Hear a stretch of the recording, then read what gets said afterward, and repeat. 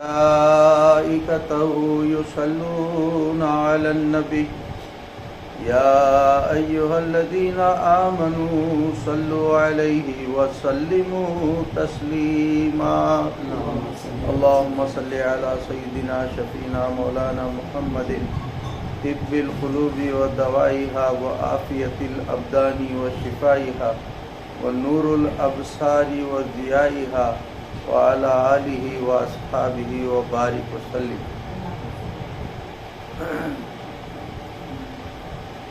سورہ بقرہ کی شروعات ہو رہی ہے۔ آغاز کلام پاک کا رب تبارک و تعالیٰ کی جانب سے حروف مقطعات کے ذریعے الف لام میم ذالک الکتاب لا ریب فیہ ھدی للمتقین۔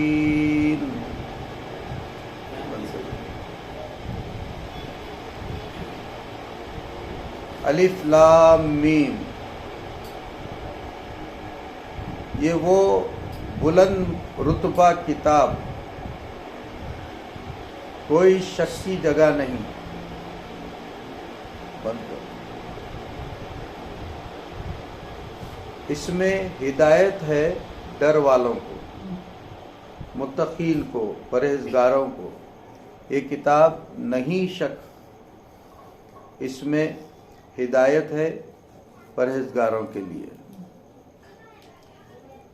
سورہ فاتحہ کو الحمد سے شروع فرمایا، جس کے معنی اس قدر ظاہر ہیں کہ بچے بھی جانتے ہیں کہ ہر تعریف اللہ کے لیے، اور ہر شخص سنتے ہی اس کے سمجھنے اور جاننے میں کچھ تعامل نہیں کرتا۔ لیکن سورہ بقرہ کو الف لام میم سے شروع فرمایا، جس کے معنی میں عام تو کیا، بڑے بڑے علماء اور اولیاء بھی حیران ہیں۔ اس میں اس طرف اشارہ ہے کہ قرآن پاک بعض لحاظ سے بہت آسان ہے اور بعض اعتبار سے سخت مشکل۔ اس کے بعد ظاہری معنی تو اس قدر آسان ہے کہ سن کر ہی سمجھ میں آ جاتے ہیں، اور بعض اسرار و رموز اس قدر دشوار ہیں کہ جس کے لیے عقل انسانی کافی نہیں ہوتی، نقل حدیث ہی کی ضرورت پڑتی ہے۔ دیکھو، دنیا کی بعض چیزیں ایسی عام ہیں کہ ہر شخص کو بلا تکلف مل جاتی ہے، جیسے پانی، ہوا وغیرہ، اور بعض وہ چیزیں ہیں کہ بہت دشواریوں سے خاص ہی کو ملتی ہیں، جیسے ہیرا اور موتی وغیرہ۔ اگر قرآن کریم بالکل آسان ہوتا تو کوئی شخص شیخی سے کہہ سکتا تھا کہ میرا دماغ اس کے سمجھنے کے لیے کافی ہے۔ ضرورت تھی کہ کچھ راز کی باتیں اس میں ایسی بھی ہوں کہ جن کو سنتے ہی بڑے سے بڑے عالم اپنے عجز کا اقرار کرتے ہوئے پکار کر یہ کہنے لگے، سبحانک لا علم لنا، اے پروردگار ہمیں نہیں خبر، اپنے راز تو ہی جانتا ہے۔ سورہ بقرہ کا اول کلمہ وہ مقرر کیا کہ جس کو سن کر انسان اپنی عاجزی کا اقرار کرے۔ تفسیر: حق تو یہ ہے کہ اس الف لام میم کے معنی اللہ اور اس کے رسول اور محبوب صلی اللہ علیہ وسلم کے سوا کوئی نہیں جانتا۔ ہم کو چاہیے کہ اس کے حق ہونے پر ایمان لے آئیں اور یہ کہہ دیں کہ اس کے معنی وہ ہیں جو رب تعالی نے بتائے اور اس کے محبوب علیہ الصلوۃ والسلام نے جانے۔ تفسیر روح البیان شریف میں اس جگہ فرمایا کہ یہ الف لام میم ان کلاموں میں سے ہے جن کے معنی کی خبر حضرت جبرائیل علیہ السلام کو بھی نہیں ہوتی تھی۔ ڈاک خانے کے ذریعے حکام کے پاس کچھ شاہی تاروں میں ایسے حروف آتے ہیں کہ جن کو خود تار کا لینے والا پوسٹ ماسٹر اور لانے والا تار بابو بھی نہیں جانتا نہیں سمجھتا، لیکن جس حاکم کے پاس وہ تار آتا ہے وہ اسے خوب سمجھتا ہے۔ اس سے معلوم ہوا کہ رب نے سب کچھ بتا کر حضور کو بھیجا، ورنہ حضور ان متشابہات کے معنی ہرگز نہ سمجھتے اور ان کا نزول بیکار ہوتا۔ نیز رب نے صلاۃ و زکوٰۃ وغیرہ ساری عبادات کا حکم دیا، مگر کسی عبادت کی تفصیل نہ بیان کی۔ نہ حضور نے پوچھا کہ زکوٰۃ کتنے مال سے کتنی دیں، کب دیں، کیسے دیں، بلکہ بلا تعامل صحابہ کو ہر حکم قرآنی کی تفصیل سمجھا دی۔ کلمہ الف لام میم نے ہی حضور کا علم اور عالم پیدا ہونا بتا دیا۔ چنانچہ روایات سے ثابت ہے کہ جب کاف ہا یا عین صاد نازل ہوئی تو حضرت جبرائیل علیہ السلام نے جب عرض کیا کاف تو حضور علیہ السلام نے فرمایا میں نے جان لیا۔ پھر عرض کیا ہا، فرمایا میں نے جان لیا۔ پھر عرض کیا یا، فرمایا میں نے جان لیا۔ پھر عرض کیا عین، فرمایا میں نے جان لیا۔ اور پھر عرض کیا صاد، فرمایا میں نے جان لیا۔ حضرت جبرائیل علیہ السلام نے عرض کیا کہ آپ صلی اللہ علیہ وسلم نے کیا جان لیا؟ مجھے تو کچھ خبر نہ ہوئی۔ لیکن بعض علماء اکرام نے بطریق تعویل ان کے کچھ معنی بیان کیے ہیں، لیکن وہ بھی فرماتے یہی ہیں کہ حقیقی معنی وہی ہے جو رب جانے۔ وہ تعویلیں یہ ہیں: ایک، الف لام میم قرآن پاک کا نام ہے۔ دو، الف لام میم سورہ بقر کا نام ہے، بلکہ جو بھی صورتیں اس قسم کے حروف سے شروع ہوتی ہیں وہ اس صورت کا نام ہی ہوتی ہیں، جیسے حام میم یا الف لام را وغیرہ۔ تین، اس کا ہر حرف حق تعالیٰ کے بعض ناموں کا پہلا حرف ہے، یعنی الف سے مراد ہے اللہ، اور لام سے مراد ہے لطیف، میم سے مراد ہے معین یا مجید یا منان، الف سے مراد انا یعنی میں، لام سے مراد اللہ، میم سے مراد عالم یعنی میں جانتا ہوں۔ 5، یہ اللہ اور دوسری ذاتوں کے ناموں کے مخفف حروف ہیں، چھپے ہوئے، یعنی الف سے مراد اللہ، لام سے جبرائیل اور میم سے مراد محمد صلی اللہ علیہ وسلم۔ تو مقصود یہ ہوا کہ اس میں قرآن پاک کے بھیجنے والے اور پہنچانے والے اور وصول کرنے والے کا نام ہے، یعنی یہ قرآن کریم اللہ نے بھیجا، جبرائیل لائے اور محمد صلی اللہ علیہ وسلم نے پایا۔ 6، یہ حرفوں کے نام ہیں، یعنی اس سے مراد الف لام میم ہی ہیں، تو منشا یہ ہے کہ قرآن پاک بھی انہی حرفوں سے بنا ہے جن سے اے انسان تیرے کلام بنتے ہیں، لیکن پھر اس قدر اعلیٰ کلام ہونے سے معلوم ہوتا ہے کہ یہ کلام الہی ہے۔ اعتراض: قرآن پاک تو عمل کرنے کے لیے آیا ہے، اگر اس کی مراد اس قدر چھپی ہوئی تھی تو اسے قرآن پاک میں رکھا ہی کیوں گیا؟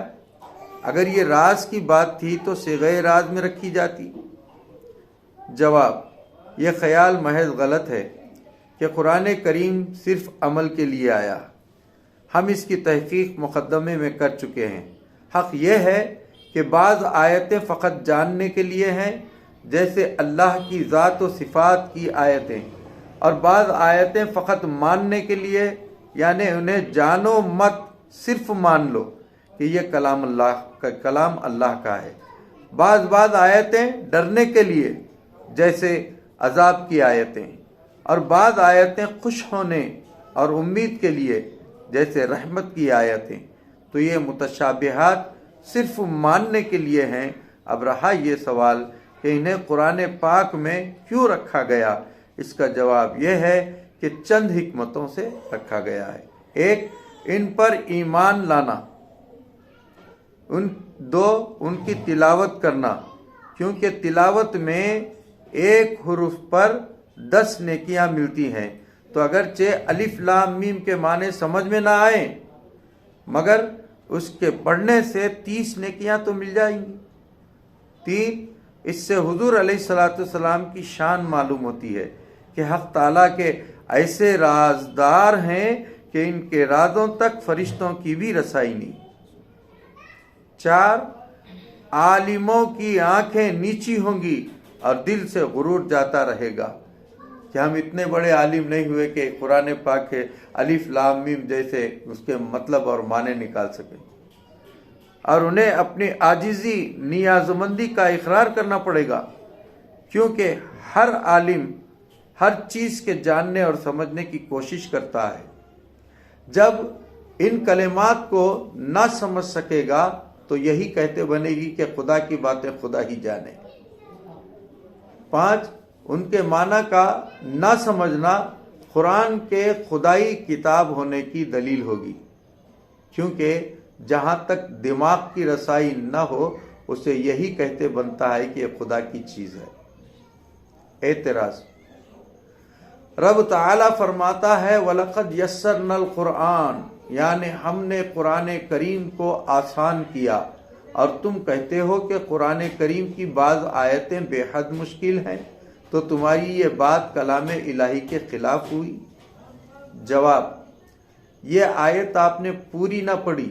پوری آیت یہ ہے وَلَقَدْ يَسَّرْنَا الْقُرْآنَ لِلذِّكْرِ فَهَلْ مِن مُدَّكِرٍ، یعنی ہم نے اس قرآن کو یاد کرنے یا نصیحت حاصل کرنے کے لیے آسان کیا ہے۔ یعنی کوئی بھی آسمانی کتاب کسی امتی نے حفظ نہ کی، قرآن پاک کی یہ خصوصیت ہے کہ بچوں کو بھی حفظ ہے، تو یہ حفظ کے لیے آسان ہے نہ کہ سمجھنے کے لیے۔ اسی طرح اس قرآن پاک کے ذریعے سے رب کو پہچاننا آسان ہے، نہ یہ کہ اسرار سمجھنا۔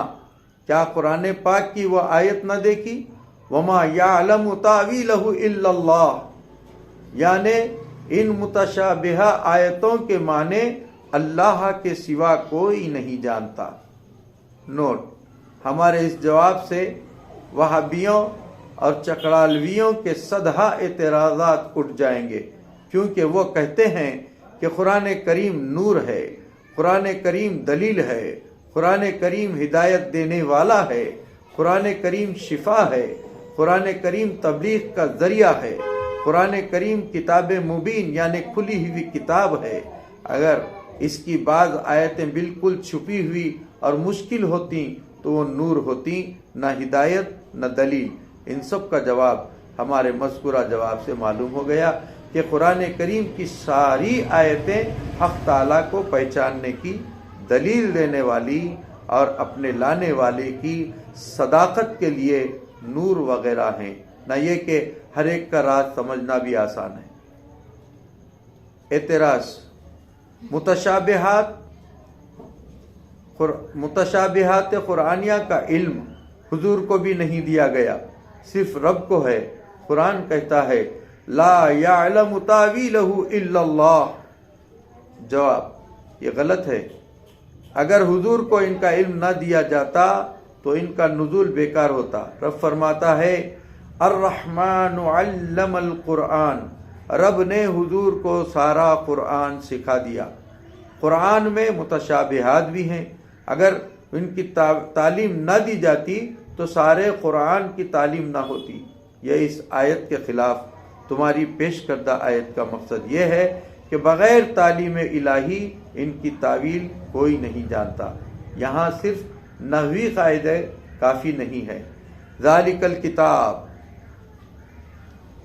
اس کا تعلق پہلے سے یہ ہے کہ اگر الف لام میم قرآن پاک کی سورت کا نام ہو تو وہ مبتدا ہوگا، اور یہ اس کی خبر، تو معنی یہ ہوں گے کہ الف لام میم یہ کتاب ہے، اور اگر متشابہات میں سے ہے تو یہ الگ جملہ بنے گا، اس طرح کہ ذالک مبتدا اور الکتاب خبر، یعنی یہ قرآن کتاب کامل ہے۔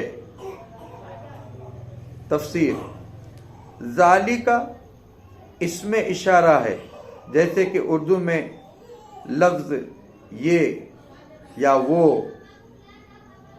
اب اس میں گفتگو یہ ہے کہ ذالک سے اشارہ کس طرف ہو رہا ہے۔ اگر اہل کتاب کو سنانا مقصود ہے، اہل کتاب بولے جو پہلے کتابیں جن پر نازل ہوئی وہ قومیں، یہود و نصارہ، تو اس کا مطلب یہ ہے کہ وہ چیز جس کا وعدہ توریت و انجیل وغیرہ میں کیا گیا تھا، آخر زمانے میں ایک کتاب آنے والی ہے۔ اے عیسائیوں اور یہودیوں، یہ وہی کتاب ہے۔ یہاں مراد یہ ہے کہ یہ وہی کتاب ہے۔ اس کتاب نے آ کر تمہارے نبیوں اور تمہاری کتابوں کو سچا کر دیا۔ اگر یہ کتاب نہ آتی تو تمہارے نبیوں اور کتابوں کی یہ پیشن گوئی جھوٹ ہو جاتی۔ تمہارا اس کتاب کا انکار حقیقت میں اپنے نبیوں اور کتابوں کو جھٹلانا ہے۔ اور اگر مسلمانوں کو سنانا منظور ہے تو ذالکہ سے اشارہ یا تو ان صورتوں کی طرف ہو رہا ہے جو سورہ بقرہ سے پہلے اتر چکی ہیں، اور یا ان کی طرف جو آئندہ اترنے والی ہیں، یا اس کی طرف جو لوح محفوظ میں لکھا ہوا ہے، چونکہ پہلے خبر دی جا چکی ہے۔ وَإِنَّهُ فِي أُمِّ الْكِتَابِ لَدَيْنَا، اور نبی کریم صلی اللہ علیہ وسلم نے اپنی امت کو اس کی خبر دی تھی۔ تو اب معنی یہ ہوئے کہ وہ صورتیں جو اس سے پہلے آ چکی یا جو لوح محفوظ میں لکھی ہوئی ہیں وہ یہ کتاب ہے۔ یہ بھی ہو سکتا ہے کہ ذالک الکتاب مبتدا اور لا ریب اس کی خبر، تو اس صورت میں اس کے معنی یہ ہوں گے کہ یہ کتاب وہ ہے جس میں کوئی شک نہیں۔ الکتاب کتب سے بنا ہے، اس کے چند معنی ہیں۔ ایک، جمع ہونا، اسی لیے لشکر کو کتیبہ کہتے ہیں کیونکہ اس میں بہت سے انسان جمع ہوتے ہیں۔ دو، لازم کرنا، کتب علیکم الصیام، یعنی ہم نے روزے لازم کر دیے۔ تیسرا، دلیل اور حجت، قالوا بکتابکم فعلوا بکتابکم۔ چار، میعاد یا مدت ولہا کتاب معلوم۔ پانچ، غلام کو مکاتب کرنا، یعنی اس سے کہنا کہ تو اتنا مال دے تو آزاد ہے۔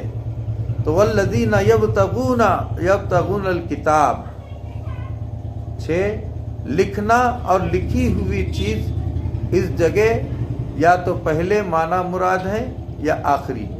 اگر پہلے مراد ہو تو اس کے معنی یہ ہوں گے کہ یہ جمع کی ہوئی چیز ہے، کیونکہ قرآن کریم میں سارے علوم جمع ہیں، تو گویا کامل کتاب یہی ہے۔ خیال رہے کہ سارے علوم قرآن شریف میں ہے، تو رب فرماتا ہے تفصیل الکتاب، اور فرماتا ہے ولا رتب ولا یابس، اور سارا قرآن حضور صلی اللہ علیہ وسلم کے علم میں۔ رب فرماتا ہے الرحمن علم القرآن۔ اب جو کوئی حضور کے علم کا انکار کرے وہ یا تو قرآن میں سارے علوم نہیں مانتا یا حضور کو سارے قرآن کا عالم نہیں مانتا۔ پہلی صورت میں بھی آیت کے خلاف ہے، دوسری بات بھی اگر آخری معنی مراد ہو تو مطلب یہ ہوگا کہ یہ لکھی ہوئی چیز ہے، یعنی لکھنے میں کامل یہی کتاب ہے، اس کے سوا سب ناقص، اس لیے کہ سب سے پہلے یہ لوح محفوظ میں لکھی گئی، پھر پہلے آسمان پر، پھر مسلمانوں کے سینوں میں اور ہڈیوں پتھروں وغیرہ پر، پھر کاغذ پر، اور کاغذ پر اس قدر لکھی گئی کہ اس کی مثال کوئی دوسری کتاب ہو سکتی ہی نہیں، کیونکہ انسان جو بھی کتاب لکھتا ہے وہ 2 4 یا 10 20 دفعہ چھپ کر ختم ہوتی ہے۔ توریت و انجیل وغیرہ بھی چند بار لکھی گئیں اور اب ختم ہو چکی، لیکن قرآن پاک نے اس زمانے میں بھی دنیا بھر کے پریسوں پر قبضہ کر لیا، چنانچہ اس وقت صرف لاہور سے 50 لاکھ سالانہ اس کی اشاعت ہے، نہ معلوم ہندوستان پاکستان کے دیگر پریسوں میں ہر سال کتنا چھپتا ہوگا۔ اب اندازہ لگاؤ کہ ہندوستان کے علاوہ دیگر ممالک مصر، استنبول، بیروت، عراق، حجاز وغیرہ سے کس قدر اس کی اشاعت ہوگی۔ ماننا پڑے گا کہ لکھنے اور چھپنے کے لحاظ سے بھی یہی کتاب مکمل ہے۔ روح البیان شریف نے اس جگہ بیان فرمایا کہ توریت شریف کی 1000 سورتیں تھیں اور ہر سورت میں 1000 آیتیں، تو موسیٰ علیہ السلام نے عرض کیا کہ اس کتاب کو کون پڑھ سکے گا اور کون حفظ کر سکے گا، تو ارشاد باری ہوا کہ میں اس سے اعلیٰ شان والی کتاب نبی آخر الزماں پر اتاروں گا، لیکن ان کی امت کے بچوں تک کو یاد کرا دوں گا۔ نیز اسی روح البیان شریف میں ہے کہ اس سے پہلے کل آسمانی کتابیں 103 اتری، 50 صحیفے شیس علیہ السلام پر اور 3 ادریس علیہ السلام پر اور 20 ابراہیم علیہ السلام پر، توریت موسیٰ علیہ السلام، زبور داؤد علیہ السلام پر، انجیل عیسیٰ علیہ السلام پر، لیکن ان تمام کتابوں کے مضامین اس قرآن پاک میں جمع ہے، لہذا یہ کتاب ان تمام کتابوں کی جامع ہے، اس لیے کہا گیا ذالک الکتاب۔ قرآن پاک کے نام تفسیر کبیر اور تفسیر عزیزی وغیرہ میں ہے کہ قرآن پاک کے 32 نام ہیں جو قرآن پاک میں مذکور ہیں۔ ایک تو کتاب، دوسرا قرآن، تیسرا فرقان، چوتھا ذکر و تذکرہ، پانچواں تنزیل، چھٹا الحدیث، ساتواں موعظہ، آٹھواں حکم، حکمت، حکیم، محکم، نواں شفا، 10واں ہدا، 11واں صراط مستقیم، 12واں حبل، 13واں رحمت، 14واں روح، 15واں قصص، 16واں بیان تبیان، 17واں بصائر، 18واں فصل، 19واں نجوم، 20واں مثانی، 21واں نعمت، 22واں برہان، 23واں بشیر نذیر، 24واں قیم، 25واں مہیمن،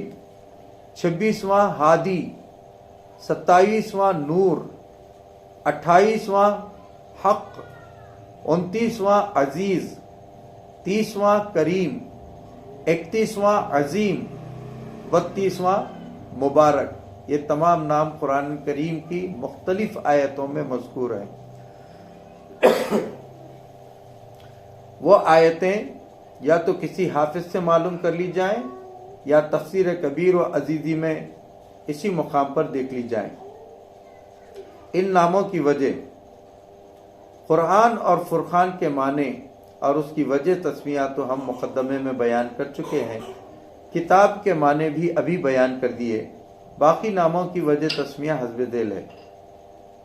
4 تذکر و تذکرہ کے معنی ہیں یاد دلانا، چونکہ قرآن کریم اللہ اور اس کی نعمتوں کو اور میثاق کے عہد کو یاد دلاتا ہے، اس لیے اس کو ذکر و تذکرہ کہتے ہیں۔ 5واں تنزیل کے معنی ہے اتاری ہوئی کتاب، چونکہ یہ بھی رب کی طرف سے اتاری گئی ہے، اس لیے تنزیل کہتے ہیں۔ 6 حدیث اس کے معنی ہے نئی چیز یا کلام اور بات، چونکہ بمقابل توریت و انجیل کے یہ دنیا میں زمین پر بعد میں آیا، اس لیے یہ نیا ہے، نیز یہ پڑھا ہوا اترا نہ کہ لکھا ہوا، اس لیے یہ بات ہے۔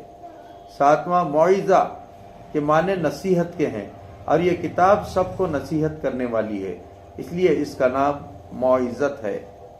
8واں حکمت، حکم، محکم، یہ حکم سے بنے ہیں، اس کے معنی مضبوط کرنا، لازم کرنا اور روکنا، چونکہ یہ قرآن پاک مضبوط بھی ہے، کوئی اس میں تحریف نہ کر سکا، اور لازم بھی ہے کہ کسی کتاب نے اس کو منسوخ نہ کیا، اور بری باتوں سے روکنے والا بھی ہے، اس لیے اس کے یہ نام ہوئے۔ 9واں شفا، اس لیے کہتے ہیں کہ ظاہری اور باطنی بیماریوں سے سب کو شفا دینے والی کتاب ہے۔ 10واں ہدا، ہادی، اس لیے کہتے ہیں کہ یہ لوگوں کو ہدایت کرتی ہے۔ 11واں صراط مستقیم، اس لیے کہتے ہیں کہ اس پر عمل کرنے والا اپنی منزل مقصود پر آسانی سے پہنچ سکتا ہے۔ 12واں حبل، اس لیے کہتے ہیں کہ حبل کے معنی ہے رسی، اور رسی سے 3 کام لیے جاتے ہیں، اس سے چند بکھری ہوئی چیزوں کو باندھ لیتے ہیں، رسی کو پکڑ کر نیچے سے اوپر پہنچ جاتے ہیں، اور رسی ہی کے ذریعے کشتی پار لگ جاتی ہے، چونکہ قرآن کے ذریعے مختلف لوگ ایک ہو گئے، اسی طرح اس کی برکت سے کفر کے دریا میں ڈوبنے سے بچ جاتے ہیں، اور اسی کے ذریعے سے حق تعالیٰ تک پہنچتے ہیں، اسی لیے اس کو حبل کہتے ہیں۔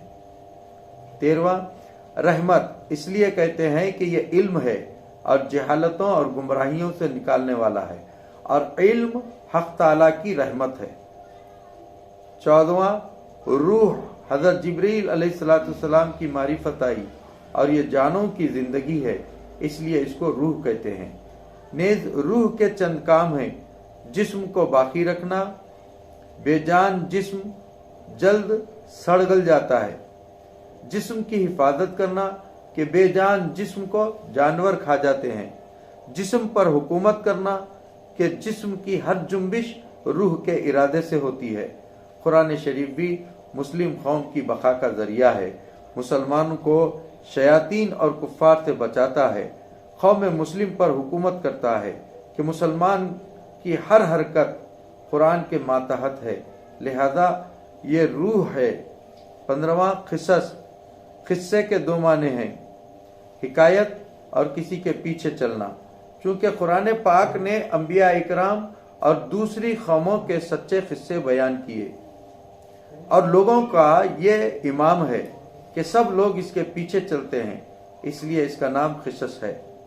16واں بیان، تبیان، مبین، ان سب کے معنی ہے ظاہر کرنے والا، چونکہ قرآن سارے شرعی احکام کو اور سارے علوم غیبیہ کو نبی صلی اللہ علیہ وسلم پر ظاہر فرمانے والا ہے، اس لیے اس کے یہ نام ہے۔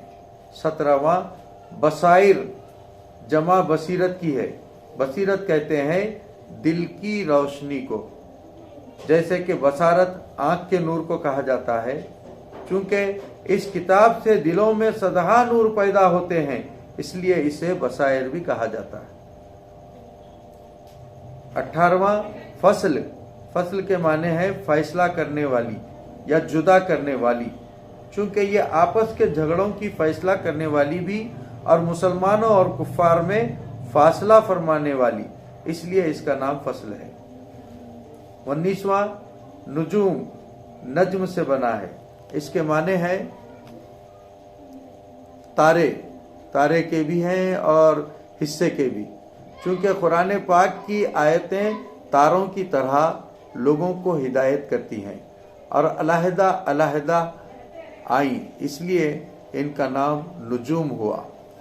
20 مثانی، جمع ہے مسنا کی، مسنا کے معنی ہے بار بار، کیونکہ اس میں احکام اور قصے بار بار آئے ہیں، اور یہ کتاب خود بھی بار بار اتری ہے، جیسا کہ ہم مقدمے میں بیان کر چکے ہیں، اس لیے اس کو مثانی کہتے ہیں۔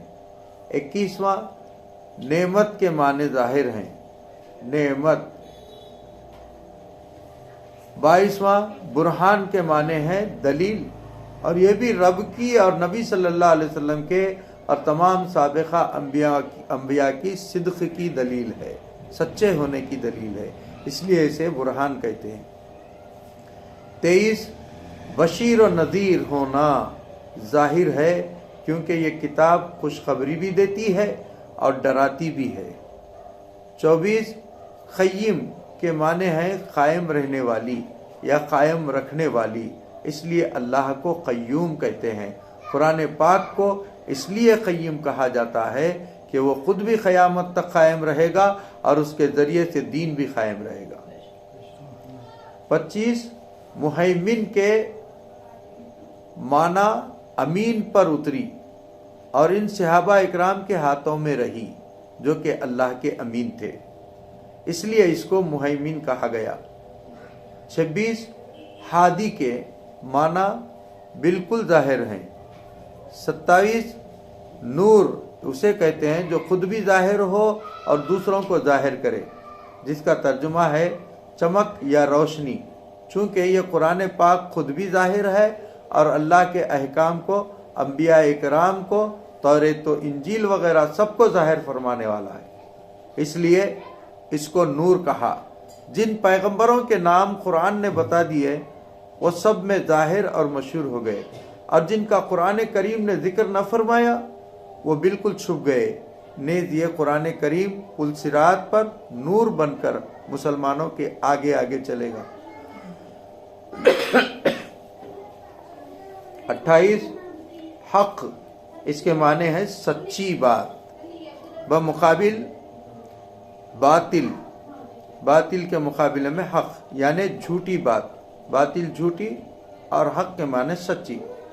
قرآن پاک سچی بات بتاتا ہے، سچے کی طرف سے آیا ہے، سچا اس کو لایا ہے، سچے محمد صلی اللہ علیہ وسلم پر اترا، اس لیے اسے حق کہتے ہیں۔ 29 عزیز کے معنی ہے غالب اور بے مثل، قرآن پاک بھی سب پر غالب رہا اور اب بھی سب پر غالب ہے اور بے مثل بھی، اس لیے اس کو عزیز کہا جاتا ہے۔ 30 کریم، اس کے معنی ہے سخی، چونکہ قرآن کریم علم خدا کی رحمت اور ایمان اور بے حساب ثواب دیتا ہے، اس لیے اس سے بڑھ کر سخی کون ہو سکتا ہے۔ 31 عظیم کے معنی ہے بڑا، چونکہ سب سے بڑی کتاب یہی ہے، اس لیے اس کو عظیم فرمایا گیا۔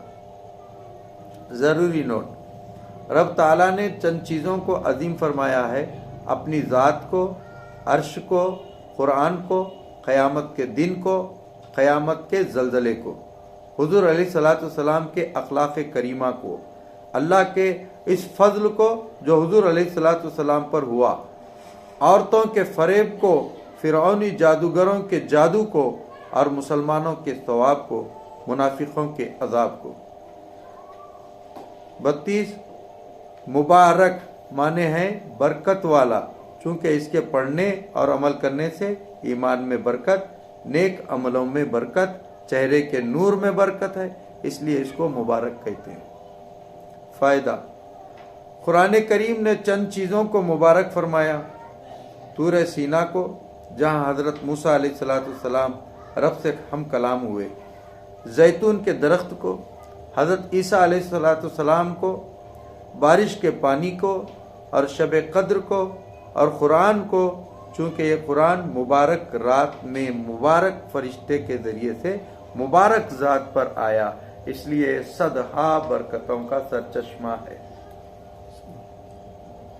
تتمہ، رب تعالیٰ نے 7 چیزوں کو کریم فرمایا: 1 اپنی ذات کو، قرآن شریف کو، موسیٰ علیہ السلام کو، نیک اعمال کے ثواب کو، عرش کو، حضرت جبرائیل علیہ السلام کو، حضرت سلیمان کے اس خط کو جو بلقیس کے پاس گیا تھا۔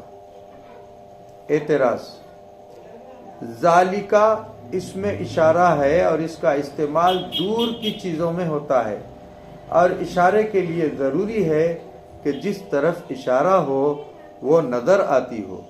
جب یہ فرمایا گیا تب سارا قرآن کریم نظر نہیں آ رہا تھا، نیز دور بھی نہ تھا، تو یہاں ذالکا کا استعمال کیوں کر ہوا؟ جواب، اس کا جواب تفسیر کبیر شریف نے یہ دیا ہے کہ اشارہ کرنے کے لیے ضروری ہے کہ وہ چیز نظر آ رہی ہو۔ اگر کسی موقع پر سننے والے کے خیال میں وہ بات ہو تو بھی اس خیالی چیز کی طرف اشارہ کر دیتے ہیں، جیسے قرآن کریم نے قیامت کے بارے میں فرمایا ذالکا یوم الوعید، یہ نزا کی سختی کے متعلق فرمایا ذالکا ما کنت منہ تحید، لیکن یہ ضروری ہے کہ وہ چیز ذہن میں محسوس ہو جائے تب اس کی طرف اشارہ کیا جائے گا۔ نیز یہ ضروری نہیں کہ ذالکا دور ہی کے لیے آئے اور ہادہ قریب ہی کے لیے، بلکہ ذالکا بھی قریب کے لیے استعمال ہو سکتا ہے، کیونکہ ذالکا اور ہادہ دونوں لفظ ذا سے بنے ہیں۔ فرق اتنا ہے کہ ہادہ میں ذا پر ہا بڑھا دیا گیا ہے اور ذالکا میں لکا ہادہ، لہذا یہاں ذالکا قریب کے لیے استعمال ہوا۔ یہ بھی کہہ سکتے ہیں کہ چونکہ ذالکا سے اس کتاب کی طرف اشارہ ہو رہا ہے جو کہ لوح محفوظ یا توریت و انجیل میں مذکور ہے، اور یہ چیزیں تو سننے والوں سے دور ہیں، اس لیے بعید کا کلمہ بول دیا گیا۔ یہ بھی ہو سکتا ہے کہ عظیم الشان چیز کی طرف بعید سے اشارہ کر دیا جاتا ہے، گویا اس کے مرتبے کی بلندی زیادتی فاصلے کے قائم مقام ہے، اس لیے بھی یہاں ذالکا بول دیا گیا ہے۔ لا ریب فی کا تعلق ذالکل کتاب سے ہے، یا تو اس کتاب کا تعلق یہ ہے کہ وہ مبتدا تھا اور یہ خبر ہے، تو آیت کے یہ معنی ہوئے کہ یہ کتاب وہ ہے جس میں کوئی شک نہیں، یا ذالکل کتاب علیحدہ جملہ تھا اور یہ دوسرا جملہ ہے، تو اس کے معنی یہ ہوں گے کہ یہی کامل کتاب ہے، اس میں کوئی شک نہیں۔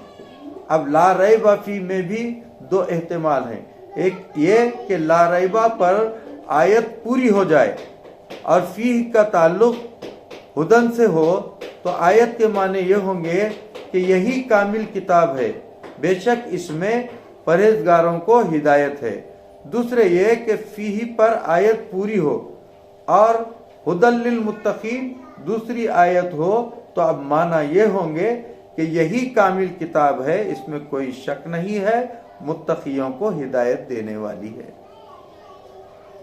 اب تفسیر، لا نفی جنس ہے، نفی جنس اسے کہتے ہیں جو اصل چیز کا انکار کر دے، تو اس کے معنی یہ ہیں کہ اس میں اصل سے ہی شک نہیں ہے، یعنی کسی قسم کے شک کی گنجائش ہی نہیں۔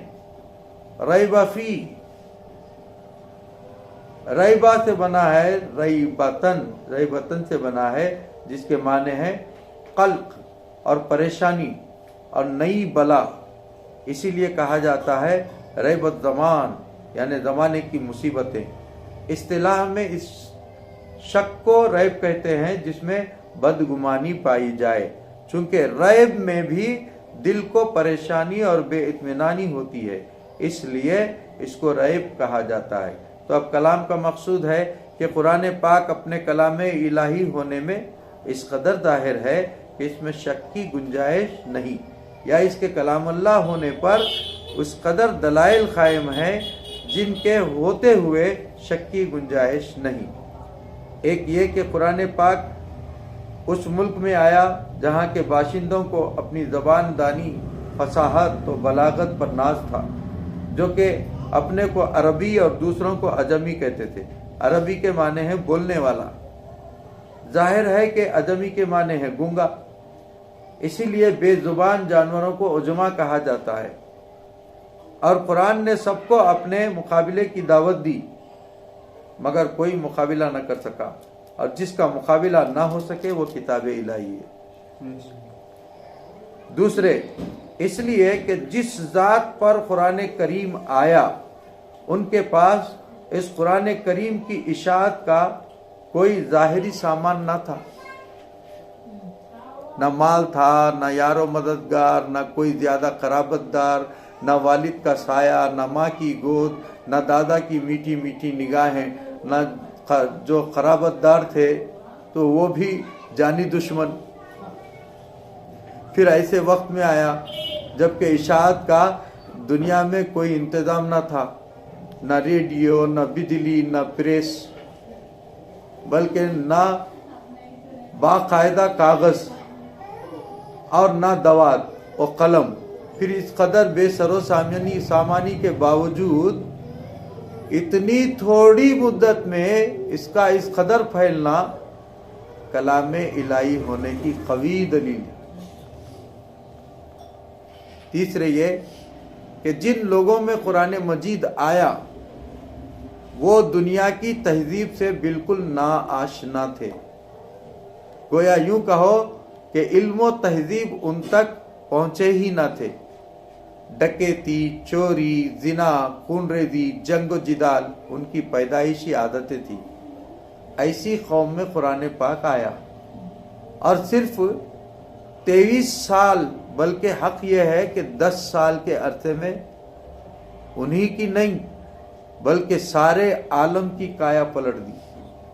چوروں کو پاسبان، ڈاکوؤں کو عادل و منصف اور بے تہذیبوں کو دنیا کی تہذیب کا استاد، بے علموں کو علم لدنی کا ماہر بنا دیا، بلکہ یوں کہو کہ بے پڑھوں میں سے کسی کو صدیق، کسی کو فاروق، کسی کو ذوالنورین اور کسی کو حیدر بنا دیا۔ ایک بچے کو صرف BA پاس کرانے میں کئی سال لگ جاتے ہیں اور بہت سا مال خرچ ہو جاتا ہے۔ یہ کون سا مکتب تھا، کیسا معلم تھا اور کون سی کتاب پڑھائی کہ جس نے آنن فانن نہیں انہیں ہر بات میں کامل کر دیا۔ چوتھے یہ کہ اس کی چھوٹی چھوٹی آیتیں بھی فصاحت و بلاغت اور مسائل اور حکمتوں کا سرچشمہ ہیں۔ حضرت امام فخر الدین رازی رحمۃ اللہ علیہ نے صرف اعوذ سے 10,000 مسائل نکالے ہیں۔ ایک بزرگ نے بسم اللہ کی تقریباً 4 لاکھ ترکیبیں کی ہیں۔ ایک بزرگ نے الحاکم التکاثر سے بہت سے مسئلے نکالے، اور یہ جامعیت اس بات کی کھلی دلیل ہے کہ قرآن پاک کلام الہی ہے۔ پانچویں اس لیے کہ اس کی آیتوں میں ایسی کشش ہے کہ نہ سمجھنے والے لوگ بھی اس کو سن کر رونے لگتے ہیں اور ان کے جسم کے رونگٹے کھڑے ہو جاتے ہیں۔ جب صدیق اکبر رضی اللہ تعالی عنہ قرآن پاک کی تلاوت فرمایا کرتے تھے تو مشرکین کے بچے اور عورتیں ان کے پاس جمع ہو کر گریہ وزاری کرتے تھے۔ اب بھی دیکھا گیا ہے کہ اگر کوئی شخص عمدہ طریقے سے اس کی تلاوت کرے تو غیر مسلموں کو بھی وجد آ جاتا ہے۔ چھٹے اس لیے کہ بڑے بڑے عرب کے نامور فصیح و بلیغ عالم جب اس کا مقابلہ کرنے کے لیے آتے تو اس کو سن کر سجدہ کر دیتے تھے۔ اگر انسان میں تھوڑی عقل ہو تو ان اوصاف کو دیکھ کر اس کے کلام الہی ہونے میں ہرگز شک نہ کرے۔ تعصب اور اناد کا کوئی علاج نہیں ہے۔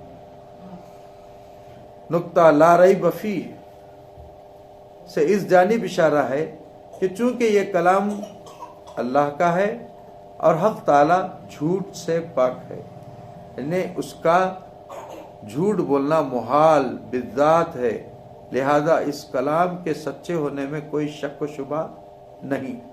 بڑے سے بڑا سچا آدمی بعض دفعہ غلط بیانی یا مبالغے سے کام لے لیتا ہے۔ یہ کلام ان چیزوں سے پاک ہے۔ اس سے دیوبندی مذہب کی تردید ہو گئی، کیونکہ ان کے مذہب میں خدا کا جھوٹ بولنا ممکن ہے۔ جب خدا کا جھوٹ ممکن ہوا تو اس کا سچا ہونا ضروری نہ رہا۔ وہ اپنی کتابوں میں لکھے اللہ ہر چیز پہ قادر ہے تو جھوٹ بولنے پر بھی قادر ہے، معاذ اللہ۔ اگر جھوٹ بولنے پہ قادر نہیں، انسان جھوٹ بول سکتا ہے تو انسان اللہ سے بڑھ گیا۔ اس طریقے کی تشریح کیے ہیں، معاذ اللہ۔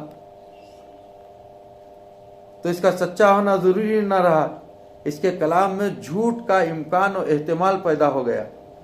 جب یہ مانتا ہے کہ خدا کا جھوٹ بولنا ممکن ہے جب خدا کا جھوٹ ممکن ہوا تو اس کا سچا ہونا ضروری نہ رہا. اب یہ کتاب سچی ہے، جھوٹے کا کلام ہو گیا معاذ اللہ. اس کے کلام میں جھوٹ کا امکان و احتمال پیدا ہو گیا ہے، اور یہ لا ریب فی کے خلاف ہے. ان عقل مندوں کے مذہب میں خدا کی سچائی کی تعریف جب ہی ہو سکتی ہے جب کہ خدا جھوٹ بول سکے، مگر بولے نہیں. وہ کہتے ہیں کہ دیکھو گونگے کے جھوٹ نہ بولنے کی تعریف نہیں ہے. گونگا ہے، انہیں جھوٹ کیا سچ کیا بولتا ہی نہیں، کیونکہ وہ بول سکتا ہی نہیں.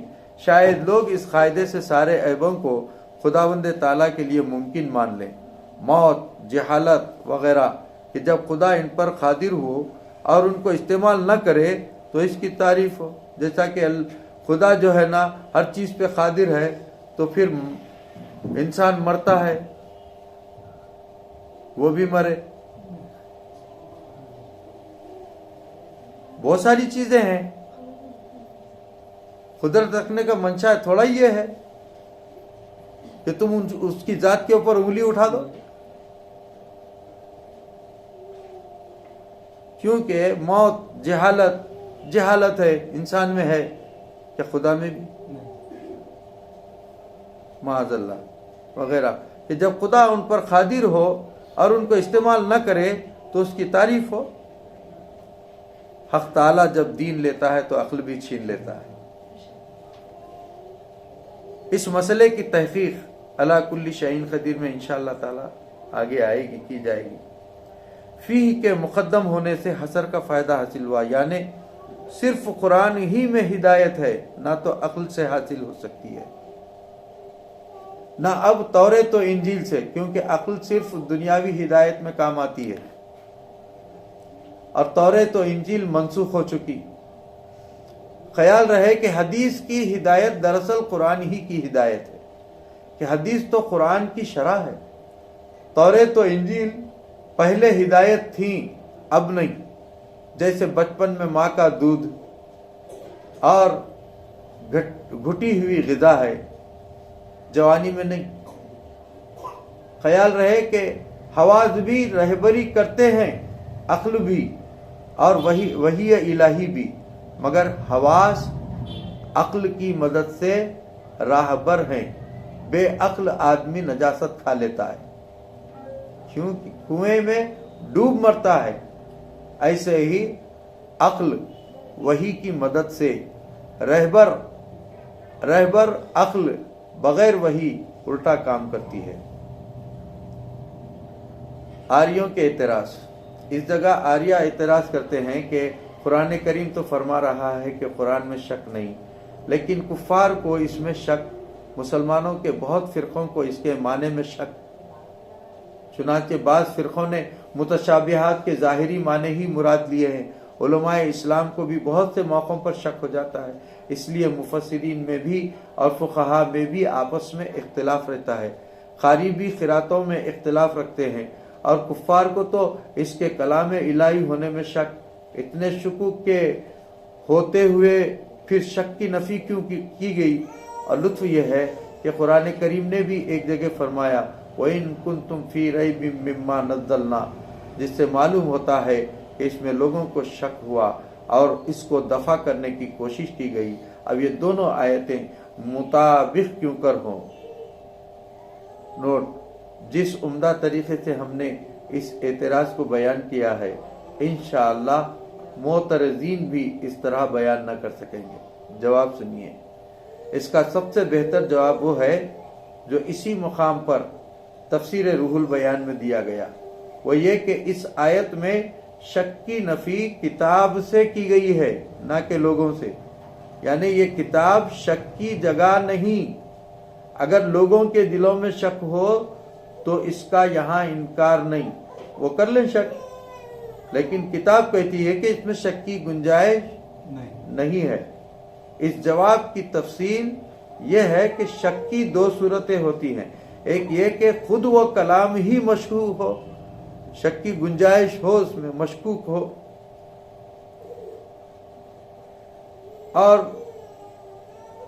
دوسرے یہ کہ کلام تو سچا تھا مگر لوگ اپنی بے علمی یا ضد کی وجہ سے اس میں شک کرنے لگے. دو صورتیں، جیسے کہ قرآن فی نفسی ہی سچا ہے، لیکن کفار نے تعصب کی وجہ سے اس میں شک کیا. علماء ربانی کا اختلاف ان کی کمی علم کی بنا پر ہے، یعنی ان کو تحقیق نہ ہو سکی کہ فلاں آیت کے کون سے معنی یقینی ہیں. وَإِن كُنتُمْ فِي رَيْبٍ میں انسان کا شک بیان ہوا ہے، نہ کہ کتاب کا. تو نفی کتاب کے شک کی ہے اور ثبوت انسانوں کے شک کا. اسی لیے اس آیت میں ہے لا ریب فی، یعنی اس کتاب میں شک نہیں. اور وہاں فرمایا گیا وَإِن كُنتُمْ فِي رَيْبٍ، یعنی اے کفار اگر تم شک میں ہو. تعلق ہدی للمتقین، یا تو ہدن مبتدا ہے اور اس کی خبر فیہ، تو یہ مصدر یا معنی میں ہے. اب اس کے معنی یہ ہوں گے کہ اس قرآن پاک میں پرہیزگاروں کو ہدایت ہے. اس قرآن پاک میں پرہیزگاروں کو ہدایت ہے، یا یہ علیحدہ جملہ ہے. اور اس لا ریب فی میں شیعہ کا بھی رد ہو گیا، کیونکہ قرآن کریم شک سے اس وقت محفوظ رہ سکتا ہے جب اس کے لانے والے جبرائیل، لینے والے محمد مصطفیٰ صلی اللہ علیہ وسلم، اور پھیلانے والے صحابہ اکرام سب خیانت وغیرہ سے محفوظ ہوں. تو جیسے قرآن کی حقانیت ماننے کے لیے حضرت جبرائیل اور نبی کریم صلی اللہ علیہ وسلم کو سچا ماننا ضروری ہے، ایسا ہی صحابہ کو بھی سچا ماننا ضروری ہے. اگر وہ سچے نہ ہو تو قرآن میں یہ تردد ہوگا کہ شاید صحابہ نے غلط جمع کیا ہو، کیونکہ وہ سچے نہ تھے معاذ اللہ. اب یہ ہدن یا مصدر یا معنی میں ہے، یا اس میں فاعل کے معنی میں، اس کے معنی یا تو یہ ہیں کہ قرآن پاک از اول تا آخر پرہیزگاروں کے لیے ہدایت ہے یا ہدایت دینے والا ہے. تفسیر ہدایت کے معنی اور اس کے اقسام ہم سورہ فاتحہ میں بیان کر چکے. متقی وقیون اور وقایا سے بنا ہے، جس کے معنی ہے حفاظت اور پردہ. شریعت میں تقویٰ اسے کہتے ہیں کہ انسان ان کاموں سے بچے جو اس کے لیے آخرت میں نقصان دہ ہوں. تو آیت کے معنی یہ ہوئے کہ قرآن کریم ان لوگوں کو ہدایت دینے والا ہے جو پرہیزگار ہیں. تقویٰ کے 3 درجے ہیں. ایک دائمی عذاب سے بچنا، اس لحاظ سے ہر مسلمان متقی ہے. دوسرے عام گناہوں سے بچنا، اور عام طور پر تقویٰ کے یہی معنی مراد ہوتے ہیں، اس لحاظ سے پرہیزگار لوگ متقی ہیں. تیسرے اس چیز سے بچنا جو حق تعالیٰ سے روکے، اس لحاظ سے اولیاء اللہ اور انبیاء اکرام متقی ہیں. اس آخری درجے کی 2 صورتیں ہیں. آخری درجے کی 2 صورتیں ہیں. ایک یہ کہ دنیاوی چیز سے بے تعلقی رکھی جائے، جیسا کہ تاریک الدنیا، دنیا ترک کے جنگل میں جا کے بیٹھ گیا فقیر، اور سیدنا عیسیٰ علیہ السلام نے کر کے دکھایا. دوسرے یہ کہ تعلق سب سے ہو مگر دل کا تعلق رب سے ہو، گویا یہ چیزیں ان کے لیے آڑ نہ رہیں. دل بیار اور دست بکار کی جلوہ گری ہو، جیسے کہ حضور غوث پاک اور ان اولیاء اکرام کا طریقہ مبارک رہا جو دنیا کاروبار سے تعلق رکھتے تھے، اور جیسے کہ حضرت سلیمان و یوسف علیہ السلام نے عمل فرما کر ظاہر فرمایا. یہ قرآن مجید ہر درجے کے متقی کے لیے اسی کے لائق ہدایت ہے. لہذا عام لوگوں کو تو اسلام اور ایمان کی ہدایت ہے، اور خاص لوگوں کے لیے ایقان اور احسان کی ہدایت، اور خاص الخاص حضرات کے لیے حجاب کے دور کرنے اور جمال یار کے مشاہدے کی ہدایت. قرآن کریم میں تقویٰ چند معنی میں مذکور ہوا.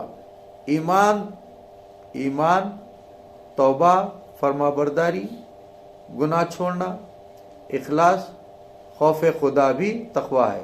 مگر خیال رہے کہ خوف دو طرح کا ہوتا ہے، ایذا نقصان کا خوف جو موذی سے ہوتا ہے،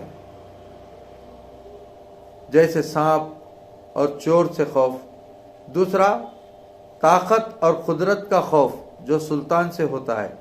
ایذا کے خوف میں نفرت اور بھاگنا ہوتا ہے، اس لیے انسان سانپ سے بھاگتا ہے، اور قدرت کے خوف میں اطاعت ہوئی ہے، رب سے خوف دوسری قسم کا ہونا چاہیے۔ پھر قدرت کا خوف دو طرح کا ہے، نا امیدی کا خوف اور امید کا خوف۔ نا امیدی کا خوف گناہ پر دلیر کرتا ہے، جیسے مغلوب بلی کتے پر حملہ کر دیتی ہے، مگر امید کے ساتھ جو خوف ہوتا ہے وہ گناہ سے بچاتا ہے۔ رب تعالیٰ سے یہ دوسرا خوف چاہیے، اس لیے کہ رب نے قرآن میں ڈرایا بھی ہے اور امید بھی دلائی ہے۔ تقوی کے فوائد۔ حقیقت یہ ہے کہ تقوی نہایت ضروری چیز ہے۔ قرآن کریم میں فرمایا ان اکرمکم عند اللہ اتقاکم، تم میں سے اللہ کے نزدیک زیادہ عزت والا وہی ہے جو زیادہ پرہیزگار ہو۔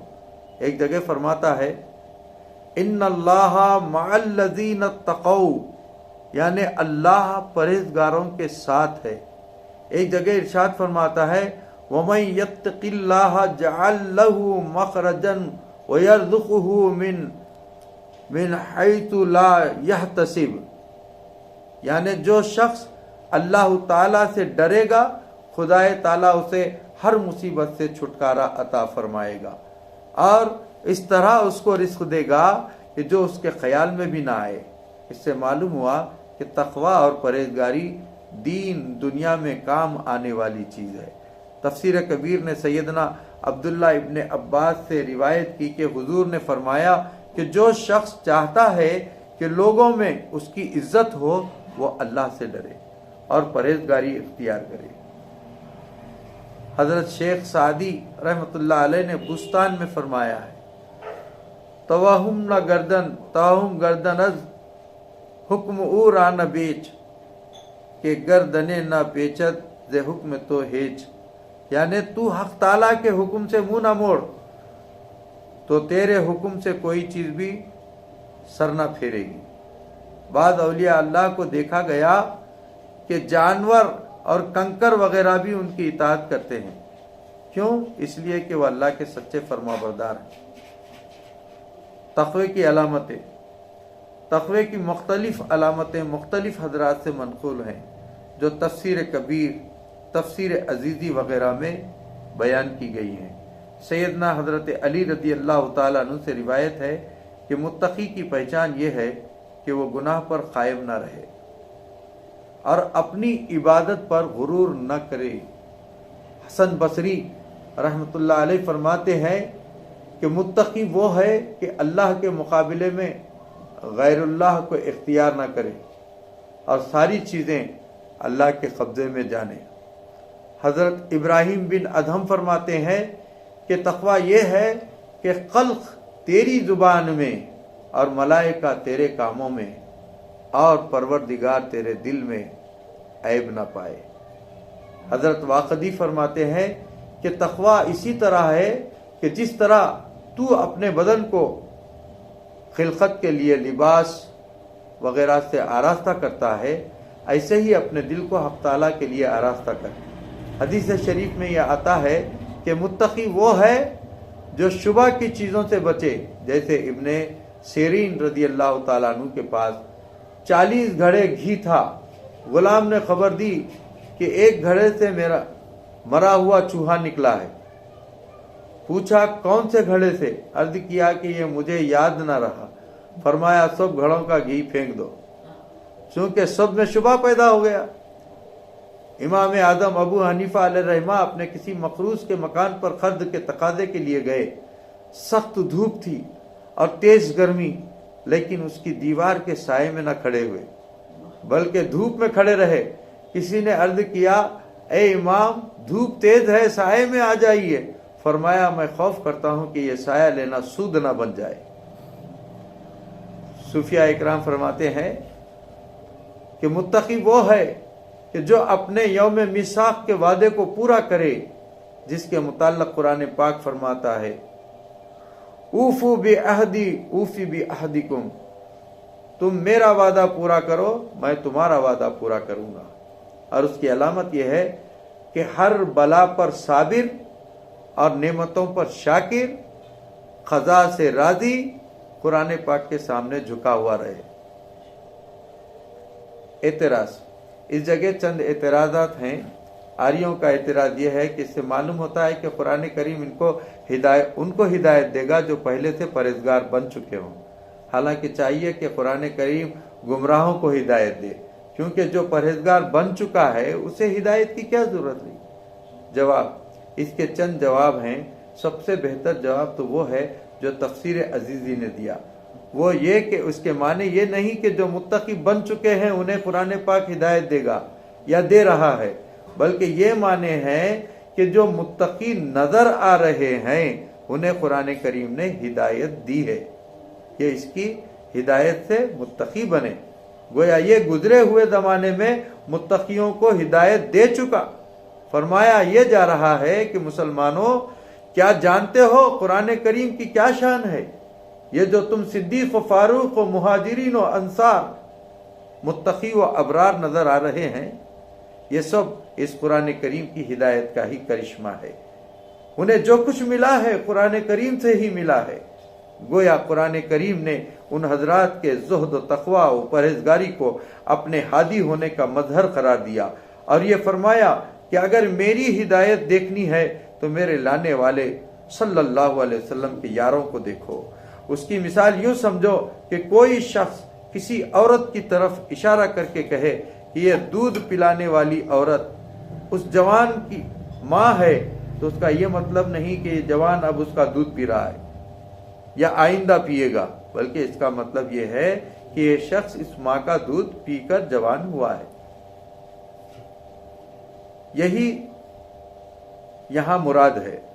فائدہ، اس سے معلوم ہوا کہ جو شخص صحابہ اکرام یا اہل بیت کے ایمان کا انکار کرتا ہے وہ حقیقت میں قرآن کریم کے ہادی ہونے کا منکر ہے۔